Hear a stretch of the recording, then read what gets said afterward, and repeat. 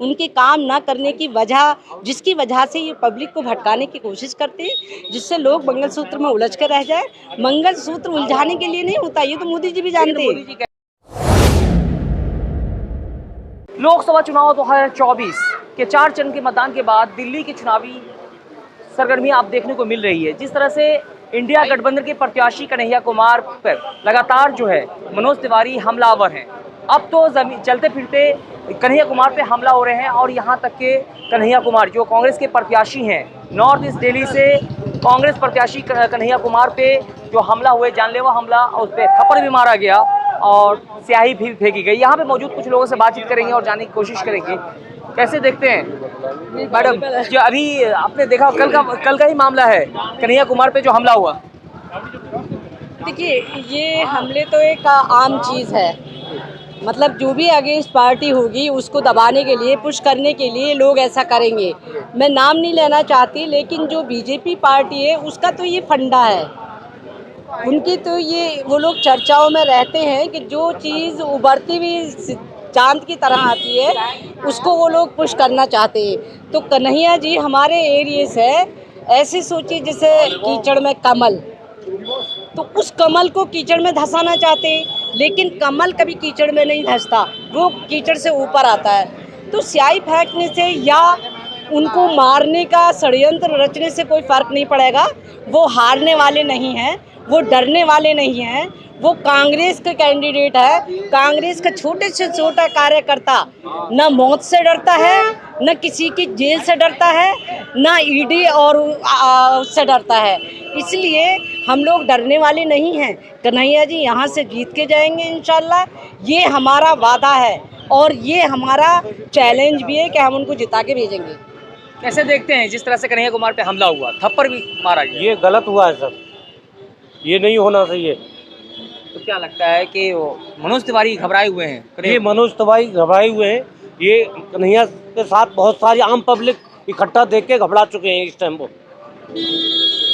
और भी लोग हैं जिस तरह से कन्हैया कुमार पे लगातार जो है हमला हो रहा है, आप देख सकते हैं। ये बुलाए हुए हैं बीजेपी वाले, ये समझ चुके हैं कि हम सीट हार चुके हैं, इसलिए इनके भाषण भी उल्टे पड़ रहे हैं। इनकी जितनी भी ये कर रहे हैं अपने उसमें, ये हार की घबराहट है, इनकी कुर्सी सीट जा रही है, इसलिए ये बुकलाए हुए हैं। ये तो कुछ भी कर सकते हैं, लेकिन जनता समझ चुकी है, वोट सारा एक तरफा वोट पड़ेगा, कन्हैया को मिलेगा 10 लाख वोट।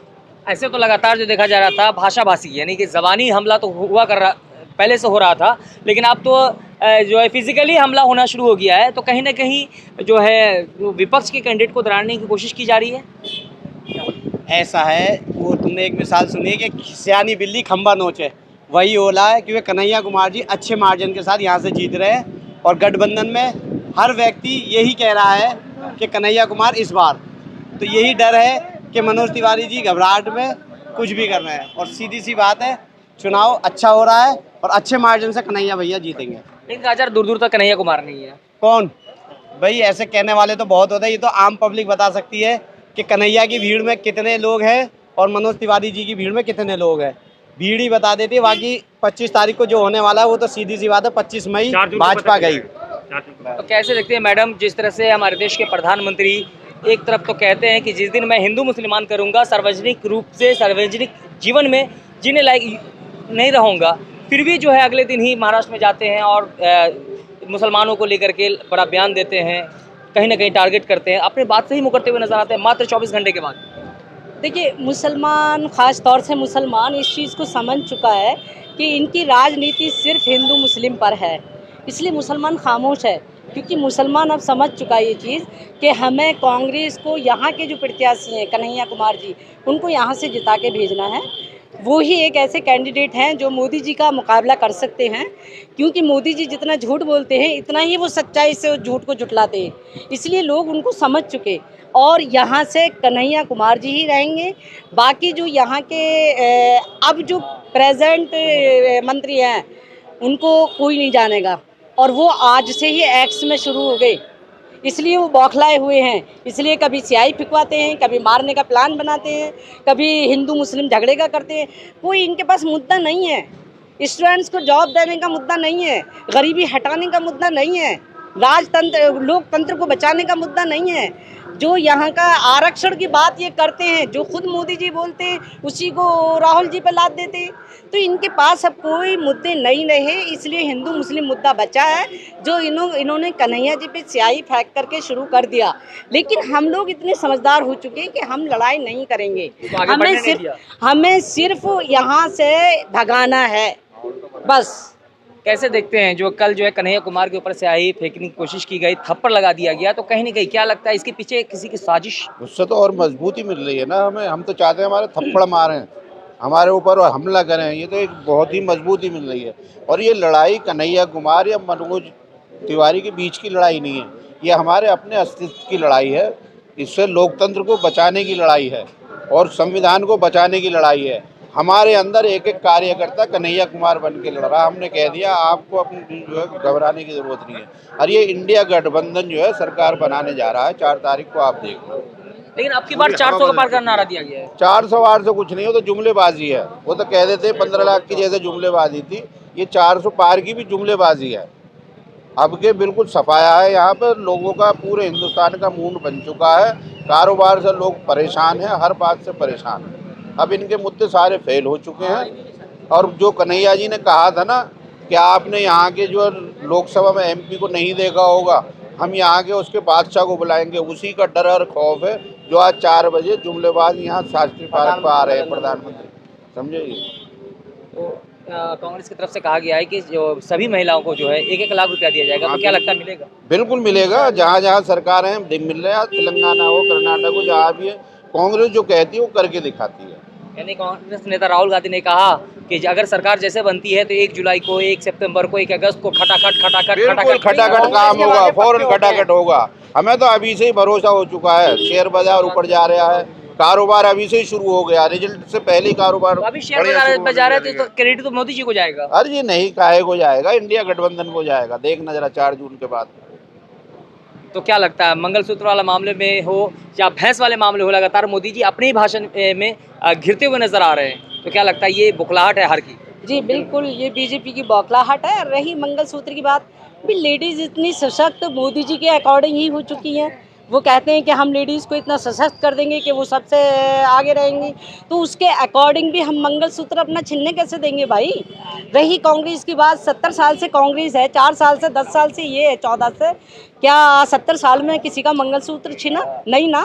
तो अब कैसे छीन सकता है? ये मोदी जी की जुमलेबाजी और ये सिर्फ मुद्दे ना होने की वजह, उनके काम ना करने की वजह, जिसकी वजह से ये पब्लिक को भटकाने की कोशिश करते हैं, जिससे लोग मंगलसूत्र में उलझ कर रह जाए। मंगलसूत्र उलझाने के लिए नहीं होता, ये तो मोदी जी भी जानते हैं। मोदी जी कहते हैं कि अगर कांग्रेस की सरकार आती है तो राम मंदिर पे बाबरी ताला लग जाएगा। उन्होंने ताला नहीं कहा, बाबरी ताला कहा। देखिए, जब उसमें मूर्ति रखी गई थी, जब कांग्रेस थे, मोदी जी नहीं थे, अगर चाहते तो उसमें मूर्ति नहीं रखी जाती।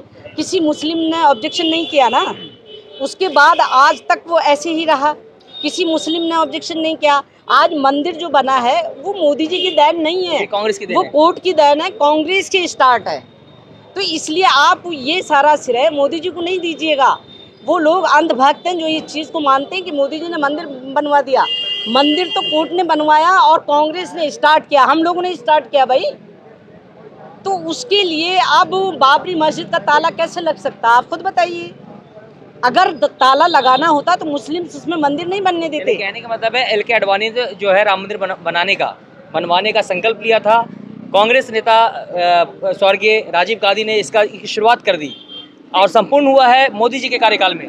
तो संपूर्ण होने का मतलब ये नहीं कि मोदी जी ने बनवाया तो एक तरह से कांग्रेस ने ही स्टार्ट, कांग्रेस ने किया। मस्जिद को शहीद कराया आडवाणी ने, और अब जो इसका श्रेय ले रहे हैं ये गलत ले रहे हैं, लोग सब जानते हैं। इसलिए मंदिर मस्जिद के मुद्दे अब ख़त्म हो चुके हैं। अब जो लड़ाई है सिर्फ मुद्दों की है, गरीबी की है।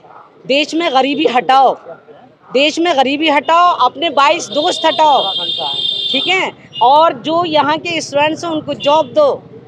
लेडीज़ को जो फैसिलिटी है उनको ख़त्म नहीं करो और नए सोचे नहीं छोड़ो।